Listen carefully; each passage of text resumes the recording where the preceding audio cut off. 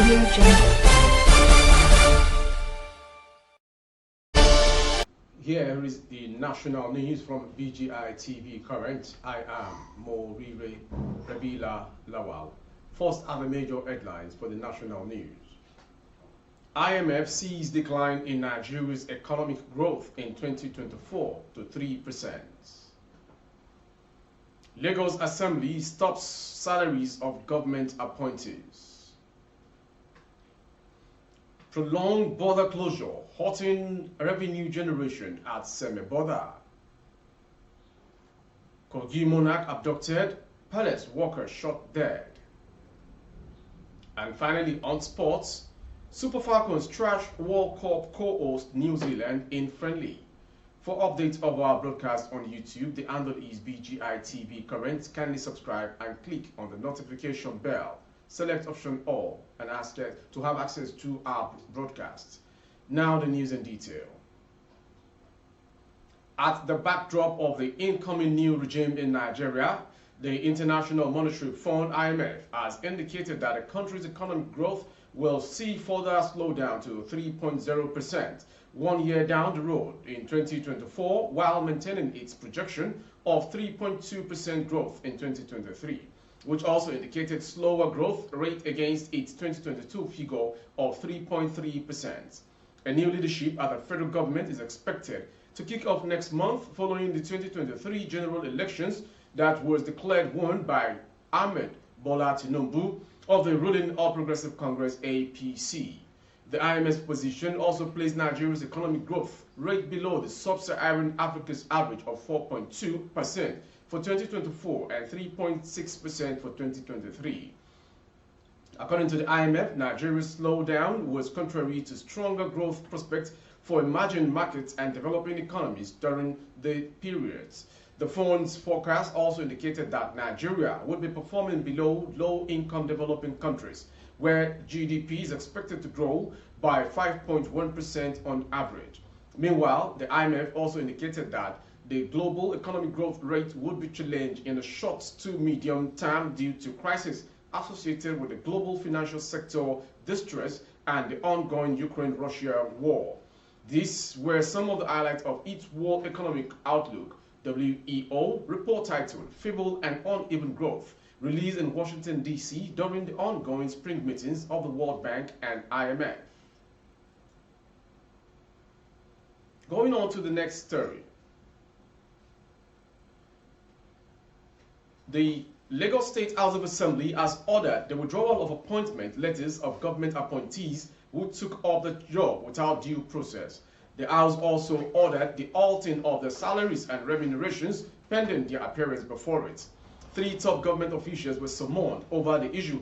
They are Head of Service Akim Muri Okunola, State Accountant General Dr. Abiodun Murtala, and Commissioner for Establishment Mrs. Ajibola Kwanle, in a matter of urgent public importance brought before the House by Deputy Majority Leader Naheem Adams. The lawmakers berated the appointment of government officials who continue to work without House screening and confirmation. Speaker Mudashiru Obasa, who presided over yesterday's plenary, agreed with the lawmakers that appointment of that nature without resource and recourse to the House amounted to infractions. He said laws of House of Assembly for statutory provisions that nominees of the governor must appear for confirmation. He said, I quite agree that the failure of such nominees to appear is an infraction or violation of laws of this House, especially as it relates to MDAs, most of which were established by the law of this House. Going on to the next story. The Nigerian Customs Service NCS Seme Border Command has lamented the severe impact of prolonged border closure on revenue generation at the Seme border. Custom Area Controller Seme Command Controller Dere Nadi gave the figures during a media briefing of the first quarter one performance of the command and handing over of fake $6 million to the Economic and Financial Crimes Commission (EFCC), as well as handing over of other seizure items to partner government agencies at Seme by Dagri. He said a major source of revenue of the command, import/export, have not been enhanced since the opening of the land borders as directed by the federal government of Nigeria, as the traders are still bracing with the challenges of having been out of business for over 2 years. Enadi also disclosed that the command made a seizure of 1,160 pieces of dead rats, 1,102 pieces of dead tiny birds, and 34 pieces of monkey skin and 14 parcels of cannabis sativa. Custom Area Controller Semi-Command Controller Derry Nadi gave the figures during the meeting. He explained that the command found an international syndicate specializes in such illicit deals, saying we must be cautious of the fact that the entire world is battling with various diseases. We just came out of Ebola and coronavirus. Who knows what would come out of these dead rats and birds if they are not seized. Enadi said that in the first quarter of this year, Quarter 122, the command facilitated the movement of goods under the ECOWAS Trade Liberation Scheme. These include 425 trucks with fees amounting to 314.72 million naira, 412 baggage declarations with duty amounting to 58.84 million naira. He said that the items imported under this arrangement included food products and beverages produced within the sub-region. Going on to Kogi State. The traditional ruler of Ogara in Kaba, Bunu, local government area of Kogi State, has been abducted. Correspondent learns that government invaded his palace in the early hours of Tuesday. It was gathered that a female domestic worker identified as Toyin Onari was shot dead during the attack. Also, 2 other chiefs, Pa David Obadovin and one Temidayo Elewa, were abducted. The Kogi State Police Command spokesperson, SP William Aya, confirmed the incident, saying the hoodlums arrived at the palace around 3 a.m. and shot sporadically, gaining access to the palace. Aya added that the chief, Obadovin, who was a major cashew farmer and a traditional ruler, with one of his boys who were resting in the front of his house at the time of this attack. He said the gunmen whisked the traditional ruler and Temidayo to the bush, adding that one person, however, escaped. He said Toyin, who was shot at the palace, did not die immediately, but was confirmed dead at the General Hospital, Kaba, headquarters of the LGA. SP Aya added that the State Commissioner of Police, Akim Yusuf, had deployed a tactical team of officers to the area to fish out the perpetrators and rescue the victim. It's on a good note from the sports angle.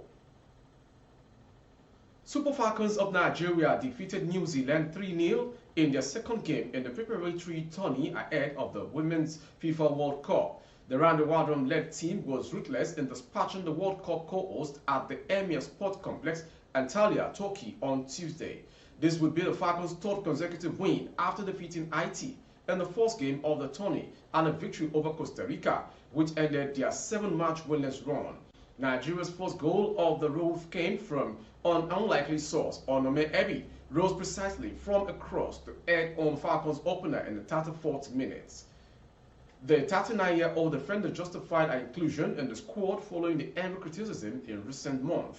Jennifer Onyi-Echegini doubled Nigeria's lead in the second half. She made a darting run into the New Zealand goal area to knock a tap-in past Victoria Essen off Mitchell Aloze's cross.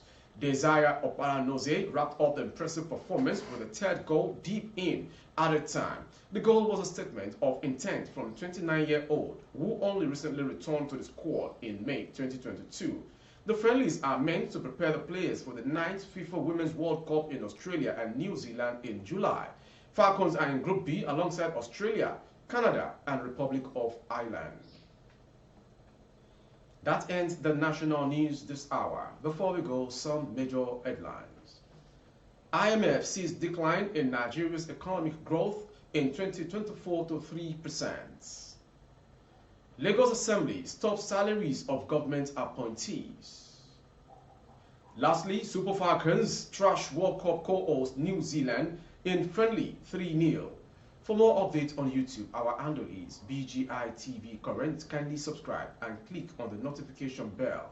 Select option all to access our broadcast. On Facebook, Bagede Imo with Alawiye Adebayo.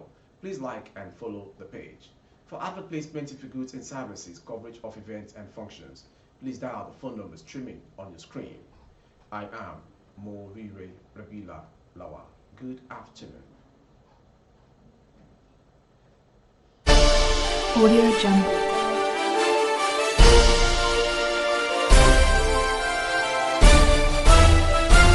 Audio Jungle.